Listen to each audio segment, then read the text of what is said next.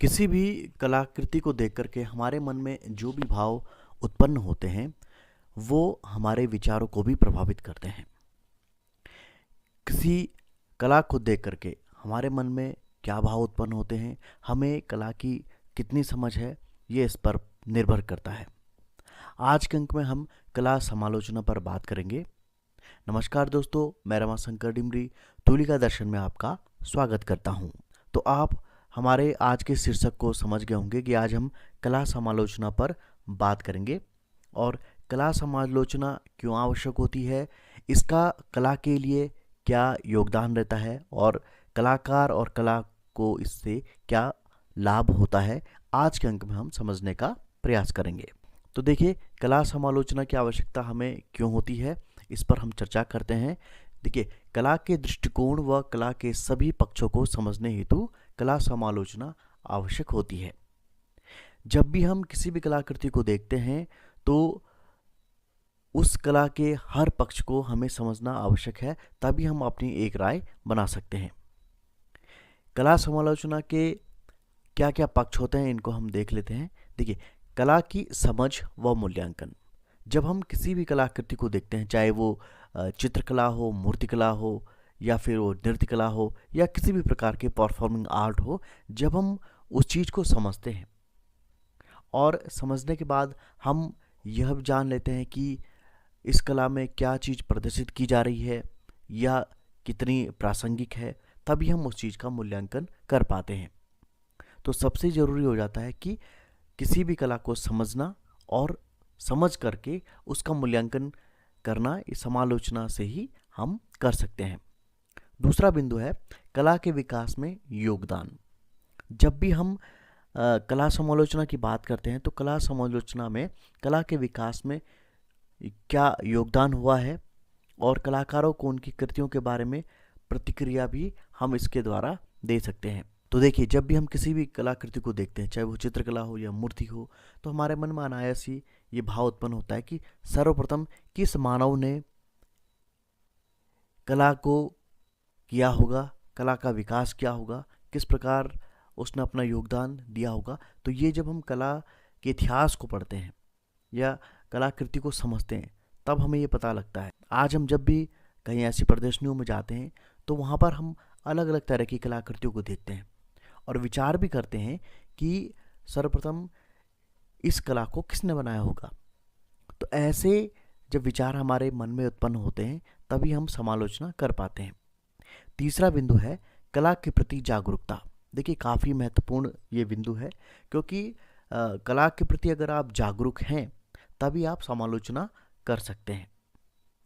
जागरूकता कैसे? आपको ये मालूम हो कि समकालीन जो कला का क्षेत्र है उसमें आजकल कौन कौन से कलाकार जो है एक्टिव हैं, कौन सी टेक्निक आजकल इस्तेमाल की जा रही है, किस प्रकार की पेंटिंग्स या मूर्तियों का आजकल ट्रेंड है। तो ये जब कला के प्रति आप जागरूक होंगे, आप कला के फील्ड में होने वाले नित नए प्रभावों को देख रहे होंगे, प्रयोगों को जान रहे होंगे, तभी आप समालोचना कर सकते हैं। तो कला के प्रति जागरूकता भी कला समालोचना से ही होता है। कला के भविष्य को आकार देना। अब देखिए, यहाँ पर कला का भविष्य क्या होता है। जब हमने ये देखा कि अगर हम भारत के परिप्रेक्ष्य में बात करें तो स्वतंत्रता आंदोलन के समय भी कई सारे चित्रकार चित्र निर्माण कर रहे थे, चाहे वे अविंद्रनाथ टैगोर हों, रविन्द्रनाथ टैगोर हों, या फिर अन्य बंगाली स्कूल के आर्टिस्ट हों, या भारत के अन्य राज्यों के भी चित्रकार हों। उस समय उन्होंने जो भी कलाकृतियाँ निर्मित की, उन्होंने आने वाले आधुनिक कला की नींव डाली, कला के भविष्य को उन्होंने आकार दिया था।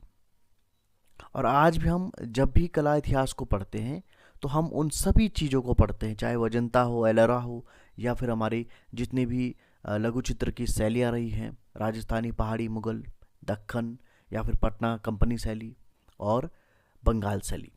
तो वहाँ पर हम सभी चीज़ों को पढ़ते हैं और उसी के फलस्वरूप आज जितने भी कलाकार हैं, अगर आप उन कलाकारों की रचनाओं को देखें तो वो किसी न किसी आर्ट फॉर्म से प्रभावित जरूर रहते हैं। इसीलिए कहा गया है कि कला के भविष्य को आकार देता है कला समालोचना। अब हम बात करते हैं कला समालोचना के प्रकारों की। तो देखिए यहाँ पर 3 प्रकार होते हैं। पहला है वर्णनात्मक विश्लेषण, दूसरा है व्याख्यात्मक विश्लेषण और तीसरा होता है मूल्यांकन। अब हम तीनों को समझ लेते हैं कि इन तीनों प्रकारों में किस प्रकार से कला समालोचना की जाती है। तो देखिए पहला है हमारा वर्णनात्मक विश्लेषण। वर्णनात्मक विश्लेषण में इसके अंदर भी 3 बिंदु आते हैं: विस्तृत, विवरण, विश्लेषण और विवेचना। देखिए विस्तृत जो विवरण होता है उसमें विषय का विस्तृत और सटीक वर्णन किया जाता है, जिसमें इसकी विशेषताओं, गुणों और विशेषताओं का उल्लेख होता है। तो यहाँ पे देखिए कि जब भी हम किसी कलाकृति को देखते हैं तो उस विषय का हमें विस्तृत विवरण प्राप्त होता है और उसके क्या गुण हैं इसके बारे में पता चलता है। दूसरा बिंदु है इसका विश्लेषण। विषय का विश्लेषण इसमें किया जाता है, जिसमें इसकी विभिन्न विशेषताओं और गुणों का अध्ययन भी हो जाता है। यानी कि एनालिसिस हम करते हैं। जब किसी भी कलाकृति को देखते हैं तो वहाँ पर हम उसका एनालिसिस करते हैं। जब भी आप किसी चित्र को देखेंगे तो कहीं ना कहीं आप किसी न किसी एक पक्ष का एनालिसिस करेंगे। चाहे आप लाइन का एनालिसिस कर रहे हैं, चाहे आप रंगों का एनालिसिस कर रहे हैं, या फिर कलर कॉम्बिनेशन का एनालिसिस कर रहे हैं, या हो सकता है कि आप उस चित्र में बनाए गए जो कथानक हैं उसमें क्या कहानी दर्शाई गई है उसका आप विश्लेषण करने लग जाते हैं। तीसरा है विवेचना। विवेचना में जो विषय की विवेचना की जाती है, इसमें इसकी विशेषताओं और गुणों का मूल्यांकन किया जाता है। अब विवेचना क्या होती है? विवेचना यानी कि जब भी आप किसी भी चीज का विश्लेषण कर रहे हैं तो लास्ट में क्या विवेचना आपने की है, लास्ट में उसका क्या सार निकाला है आपने, उसे विवेचना कहते हैं। तो वर्णनात्मक विश्लेषण जब भी होता है उसमें इन तीनों चीज़ों से उसकी विवेचना या विश्लेषण किया जाता है। अब हम व्याख्यात्मक विश्लेषण को भी समझ लेते हैं। व्याख्यात्मक विश्लेषण क्या होता है पहले इसको समझ लेते हैं। व्याख्यात्मक विश्लेषण एक ऐसी प्रक्रिया है जिसमें किसी विषय, वस्तु या घटना का विश्लेषण किया जाता है और इसके अर्थ, महत्व और प्रभाव को समझने का प्रयास किया जाता है। इसका उद्देश्य विषय के पीछे के कारणों, इसके परिणाम और इसके महत्व को समझना होता है। यहाँ पर देखिए व्याख्यात्मक विश्लेषण हमने समझा। अब हम इसको और अधिक रूप में समझने का प्रयास करते हैं, जिसके लिए यहाँ पर 3 पॉइंट दिए गए हैं। पहला है विषय का विश्लेषण, दूसरा है अर्थ और महत्व की व्याख्या, तीसरा है प्रभाव का मूल्यांकन। देखिए विषय का विश्लेषण क्या होता है कि विषय का विस्तृत विश्लेषण इसमें किया जाता है, जिसमें इसके विभिन्न पहलुओं और विशेषताओं का अध्ययन होता है। यानी कि इसमें किस प्रकार के जो कथानक लिए गए हैं उनका वर्णन किया जाता है। दूसरा है अर्थ और महत्व की व्याख्या। विषय के अर्थ और महत्व की व्याख्या इसमें की जाती है, जिसमें इसके पीछे के कारण और इसके परिणामों का उल्लेख है। अब यहाँ पर देखिए कि जब भी हम किसी चित्र को देखते हैं तो हम जिस भी कथानक को देखते हैं उस कथानक के अर्थ को समझते हैं, उसके महत्व को समझते हैं कि कलाकार ने कोई कथानक लिया है, कोई प्लॉट लेकर के उसने कोई रचना की है, कंपोजिशन की है, वो क्यों की है, किन कारणों से उसे ऐसा करना पड़ा, या जिस देश परिस्थिति में वो चित्र बनाया गया है क्या आज भी वही प्रासंगिक है। हमने देखा कि जब भारत का आंदोलन चल रहा था उस समय अनेकों ऐसे चित्र बने जिनको देख करके लोगों का राष्ट्र प्रेम जागृत हुआ है। तो इस प्रकार से हम किसी भी विषय का अर्थ और महत्व की व्याख्या कर सकते हैं। तीसरा है प्रभाव का मूल्यांकन। तो देखिए विषय के प्रभाव का मूल्यांकन इसमें किया जाता है, जिसमें इसके सकारात्मक और नकारात्मक प्रभाव का उल्लेख होता है। जैसा मैं अभी कह रहा था आपसे कि किसी भी चित्र को देख करके हमारे मन मस्तिष्क में क्या प्रभाव उत्पन्न होता है उसका इसमें मूल्यांकन किया जाता है। हो सकता है कि किसी चित्र को देख करके आपके अंदर पॉजिटिव वेव्स ज़्यादा आती हैं, और किसी चित्र को देख करके आप नकारात्मकता से घिर जाते हैं। तो यानी कि कुल मिलाकर के यह है कि किसी भी कलाकृति को देख करके हमारे मन पे सकारात्मक या नकारात्मक अगर भाव उत्पन्न होते हैं, प्रभाव उत्पन्न होते हैं, तो यहाँ पर इस चीज़ का मूल्यांकन किया जाता है कि क्या यह चित्र समाज के लिए उपयोगी है या क्या यह चित्र समाज के लिए अनुपयोगी है। हमने कई बार देखा है, जैसे कि अगर मैं सिनेमा की बात करूं, देखिए कला समालोचना के अंतर्गत हर प्रकार की परफॉर्मिंग आर्ट आ जाती है। जितने भी यहाँ पर हम बात कर रहे हैं पॉइंट्स की, ये सभी कलाओं पर अप्लाई होते हैं, चाहे वो चित्रकला हो, मूर्तिकला हो, नृत्य कला हो या फिर अभिनय कला हो। तो यहाँ पर मैं आपको एग्जांपल देता हूँ कि जब कोई फिल्म बनाई जाती है और जब उसे सेंसर में भेजा जाता है, तो सेंसर में प्रभाव का मूल्यांकन देखा जाता है। तो प्रभाव के मूल्यांकन के बाद अगर सेंसर बोर्ड को लगता है कि समाज में इस चलचित्र से बुरा इम्पैक्ट पड़ सकता है, तो उसे फिर प्रदर्शित नहीं किया जाता, या फिर अगर प्रदर्शित किया जाता है तो फिर कुछ रिस्ट्रिक्शंस के साथ उसको प्रदर्शित किया जाता है। और अगर वो सकारात्मक पहलू वाला होगा तो उसे फिर विदाउट किसी भी रिस्ट्रिक्शन के जो है प्रदर्शित करने का सर्टिफिकेट वहाँ से जारी हो जाता है। तो ये एक एग्जाम्पल था प्रभाव के मूल्यांकन को समझने का। अब हम बात करते हैं मूल्यांकन की। मूल्यांकन क्या होता है इसको हम समझ लेते हैं।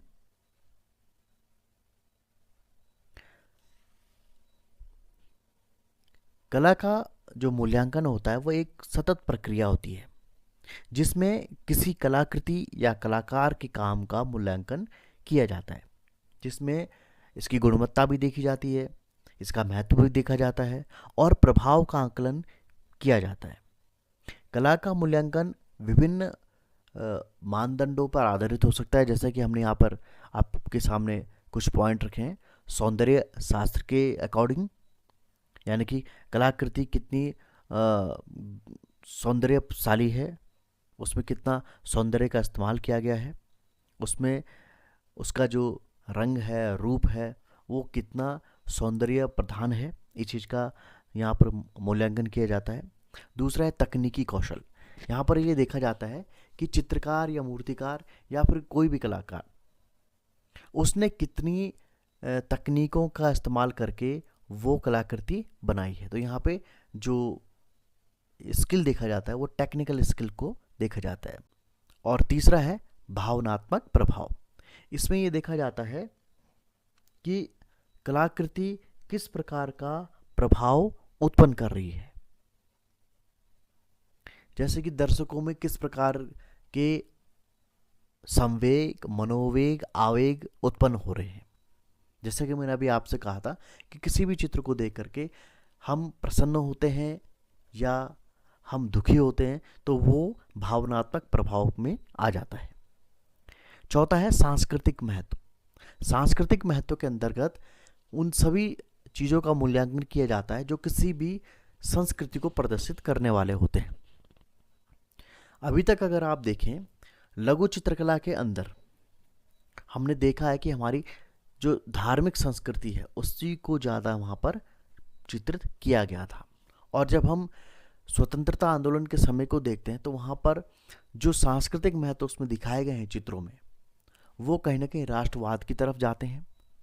और आज अगर हम मॉडर्न आर्ट में या एब्स्ट्रैक्ट आर्ट में देखते हैं तो आज के जो कल्चरल वैल्यू है वो काफ़ी बदल चुकी है। तो सांस्कृतिक महत्व से हमें ये भी पता चलता है कि देश काल परिस्थिति के अनुसार संस्कृति बदलती है, और कहीं ना कहीं जब भी कोई संस्कृति में परिवर्तन हमें देखने को मिला है तो वो हो सकता है कि सकारात्मक हो या नकारात्मक हो।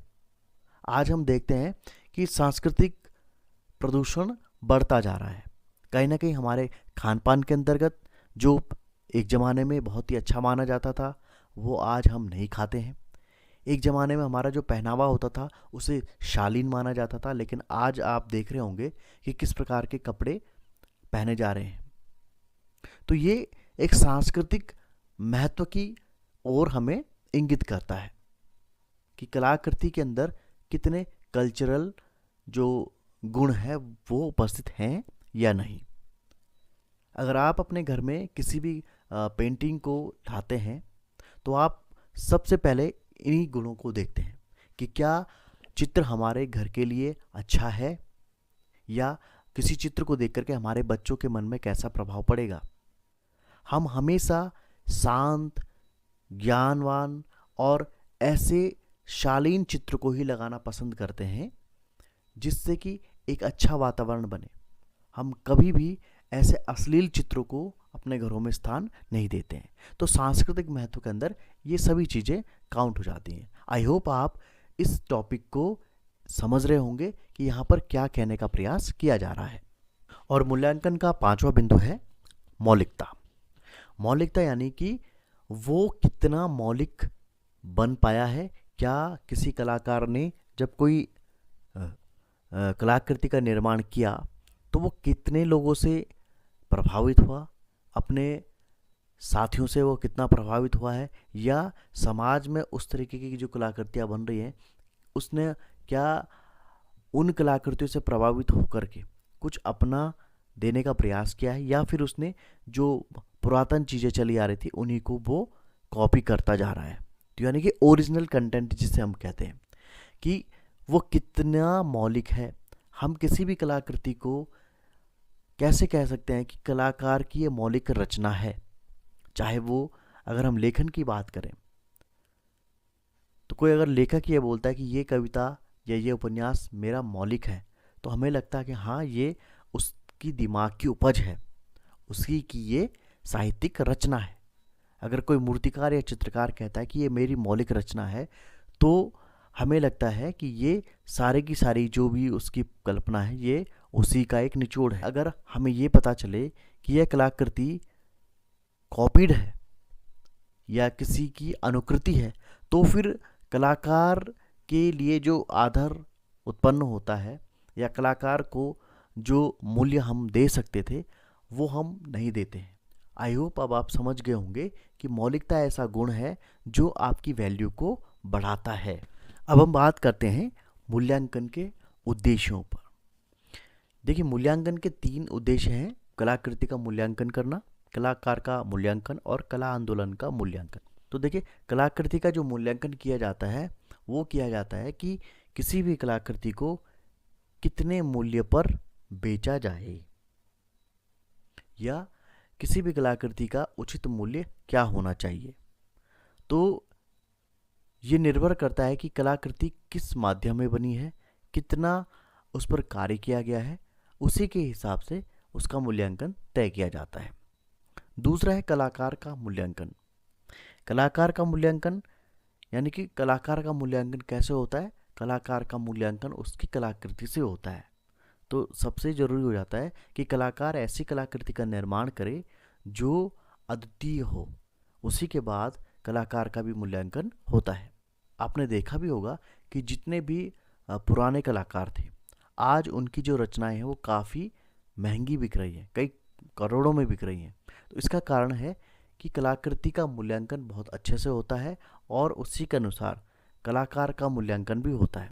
जितने भी पुराने कलाकार हैं उनके अगर हम कृतियों को देखें तो उन्होंने जिन कथानकों का उसमें उपयोग किया, जिन तकनीकों का उसमें उपयोग किया है, या फिर जिस माध्यम में उसने बनाया है, आज उन्हें हम दोबारा नहीं बना सकते हैं। अगर हम इसे बनाते हैं तो वो मौलिक नहीं कहलाएंगे। इसीलिए उन कलाकृतियों का आज के समय में काफ़ी ज़्यादा मूल्य है। तीसरा है कला आंदोलन का मूल्यांकन। कला आंदोलन का मूल्यांकन इसलिए आवश्यक होता है कि इसी से ये पता लगता है कि कलाकार किस देश काल परिस्थिति में कार्य कर रहा था, और जब वो कलाकृति का निर्माण करता है तो उसके जो विषय हैं वो क्या हो सकते हैं, किन तकनीकों का वो इस्तेमाल कर सकता है। हमने पश्चिम के आंदोलनों में देखा, जो पश्चिमी कला आंदोलन हुए, चाहे वो घनवाद है या प्रभाववाद है, नवप्रभाववाद है और यथार्थवाद है, उनमें जिस तरीके के आंदोलन उस समय हुए, उन आंदोलनों का प्रभाव उनके बनाए गए चित्रों में भी हमें देखने को मिलता है। तो इस प्रकार से अगर हम कला आंदोलनों को देखें तो कला आंदोलन से भी हम किसी भी कलाकृति का जो है मूल्यांकन कर सकते हैं। अब देखिए, कला समालोचना के उद्देश्य क्या हैं। तो देखिए, पहला है कला के कार्यों को समझना। जैसे कि हम बार बार कह रहे हैं कि किसी भी कलाकृति को अगर आप देखते हैं, उस कार्य को आप जरूर समझिए, तभी आप समालोचना या आलोचना कर सकते हैं। दूसरा है कला के महत्व को बढ़ावा देना। देखिए, कला समालोचक जितने भी होते हैं, वे जब किसी कलाकृति के बारे में अच्छे रिव्यू करते हैं तो उस कला का महत्व बढ़ जाता है। आपने देखा भी होगा, अगर हम आज के परिप्रेक्ष्य में बात करें तो अगर आप किसी भी उत्पाद को लेते हैं तो आप रिव्यूज़ ज़रूर देखते हैं, कितने लोगों ने उसको इस्तेमाल किया है, इस्तेमाल करने के बाद उनके रेटिंग्स क्या हैं, रिव्यूज़ क्या हैं, और तभी हम किसी वस्तु को खरीदने के लिए एक आम राय बना पाते हैं। तो ठीक यहाँ पर भी वैसा ही है कि कला के महत्व को बढ़ावा देता है कला समालोचना। तीसरा है कलाकारों को प्रतिक्रिया प्रदान करना। अब देखिए, जब भी हम रिव्यू देते हैं या कला समालोचक जो होते हैं वो किसी भी कलाकृति या कलाकार के बारे में प्रतिक्रिया देते हैं, तो कलाकारों को भी ये पता चलता है कि वे सकारात्मक मार्ग पर चल रहे हैं या नकारात्मक मार्ग पर चल रहे हैं, या उनको अपने कार्यों में कितना परिवर्तन करना चाहिए, या वो जिस कार्य को कर रहे हैं उसी को कंटिन्यू करते रहें, या उसमें कुछ इनोवेटिव भी करना चाहिए उन्हें। तो कुल मिलाकर के यह है कि जब भी हम कला समालोचना करते हैं तो कलाकारों को ही इससे ज़्यादा फ़ायदा होता है। अब बात करते हैं हम कला समालोचना के तरीकों की। तो इसमें 3 तरीके हैं: औपचारिक विश्लेषण, प्रतीकात्मक विश्लेषण, सामाजिक व ऐतिहासिक विश्लेषण। देखिए, औपचारिक विश्लेषण में जब भी औपचारिक विश्लेषण किया जाता है तो ये देखा जाता है कि उस क्षेत्र में क्या नियम हैं, किस प्रकार की तकनीकें हैं, किस प्रकार के उसमें तौर तरीके हैं किसी भी कलाकृति को बनाने के। तो वहाँ पर कुल मिला के जो उसका परंपरागत व आधुनिक ज्ञान होता है उसको देख करके विश्लेषण किया जाता है।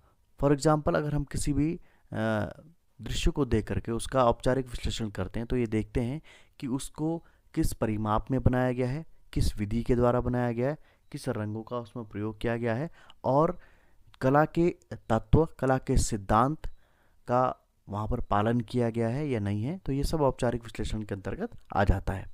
प्रतीकात्मक विश्लेषण की बात करते हैं तो प्रतीकात्मक जो विश्लेषण होता है ये प्रतीकों पर आधारित होता है। इसमें किसी विषय, वस्तु या घटना के प्रतीकात्मक अर्थ और महत्व का विश्लेषण किया जाता है। प्रतीकात्मक विश्लेषण में आमतौर पर जो बातें शामिल होती हैं उसमें प्रतीकों की पहचान, अर्थ और महत्व का विश्लेषण और संदर्भों का विश्लेषण किया जाता है। अब यहाँ पर देखिए, प्रतीकों की पहचान जब हम कह रहे हैं तो उसमें किस प्रकार के शब्दों का इस्तेमाल किया गया है, या चित्रों का इस्तेमाल या चिन्हों का इस्तेमाल किया गया है, इन चीज़ों को देखा जाता है। अगर हम अर्थ की बात करें तो सांस्कृतिक, ऐतिहासिक अर्थ भी वहाँ पर शामिल हो जाते हैं। तो प्रतीकात्मक विश्लेषण औपचारिक विश्लेषण से काफ़ी सरल होता है।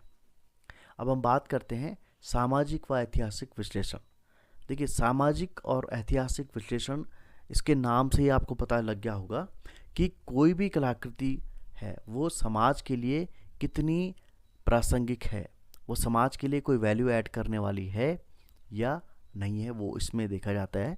और ऐतिहासिक विश्लेषण, ऐतिहासिक विश्लेषणों में ये देखा जाता है कि उस चीज़ की उत्पत्ति कब हुई है, या उस कला की उत्पत्ति कब हुई है, और किस प्रकार का उसका विकास क्रम रहा है। अगर हम भारतीय चित्रकला की बात करें तो हम भारतीय चित्रकला के जब इतिहास को देखते हैं तो कहीं ना कहीं प्रागैतिहासिक से हम शुरू करते हैं, अजंता एलोरा, लघु चित्रकलाओं में, और फिर हम आज कंटेम्प्रेरी युग तक हम पहुंच जाते हैं। तो ऐतिहासिक विश्लेषण में अगर हम कला को देखें तो हमें इस तरीके से जो विकास क्रम है उसको देखा जाता है।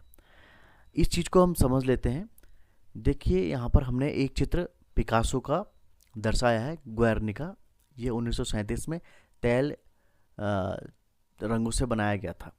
पिकासो ने इस चित्र में स्पेन में हुए जो आक्रमण थे, जो युद्ध की विभीषिका थी, उसको दर्शाने का प्रयास किया था। और कहीं ना कहीं जो गुएर्निका चित्र था ये पिकासो के जीवन का सबसे प्रसिद्ध चित्र इसको कह सकते हैं। तो जब भी हम किसी भी चित्र को देखें, उसके सामाजिक और ऐतिहासिक पक्ष को भी हम जान लेते हैं कि सामाजिक पक्ष है कि पिकासो ने इस चित्र को क्यों बनाया, और ऐतिहासिक पक्ष है कि इसमें उसने इतिहास को दर्शाने का प्रयास किया है। अगर हम भारतीय परिप्रेक्ष्य में बात करें तो अविंद्रनाथ का एक चित्र है भारत माता। भारत माता अगर हम चित्र को देखें तो ये 1905 में बनाया गया था। 1905 में भारत का जो राष्ट्रीय स्वतंत्रता आंदोलन था वो भी चल रहा था। तो कहीं ना कहीं अविंद्रनाथ टैगोर ने सामाजिक परिवेश को देखते हुए भारत माता नाम के एक चित्र का निर्माण किया। और अगर हम उसके ऐतिहासिक पक्ष को देखें तो आज अगर हम इस चीज़ को पढ़ रहे हैं तो वो उसका ऐतिहासिक पक्ष है कि इतिहास में इस चित्र की क्या इम्पोर्टेंस रही है। अब देखिए, अगर हम इस चित्र के बारे में बात करें, इस चित्र की अगर हम समालोचना करें तो हम पाते हैं कि ये जो चित्र है ये 1905 में बनाया गया, जल रंग से बनाया गया, और इस चित्र का जो टाइटल है वो भारत माता रखा गया। हालांकि इस चित्र का जो मूल टाइटल है, ओरिजिनल टाइटल है, वो है बंगा माता। और ये चित्र जब बनाया गया था तो उस समय स्वतंत्रता आंदोलन चरम पर चल रहा था अपने, और जो हमारे बंकिम चंद्र चटर्जी थे उनके एक उपन्यास आनंद मठ पर यह आधारित चित्र था। आनंद मठ में बंकिम चंद्र चटर्जी ने राष्ट्र को मानव के रूप में दर्शाया था। अब आप देखिए कि अविंद्रनाथ टैगोर बंकिम चंद्र चटर्जी के आनंद मठ के उस पॉइंट से प्रभावित होते जहां पर राष्ट्र एक मानव के रूप में है, और अविंद्रनाथ टैगोर ने अपने चित्र में उसी प्रकार से एक जो नारी का चित्रांकन किया है, जिसके एक हाथ में सफ़ेद जो है कपड़े का टुकड़ा है, दूसरे हाथ में एक वेद है, पुस्तकें हैं, एक हाथ में उनके जो है धान है, और एक हाथ में रुद्राक्ष की माला है।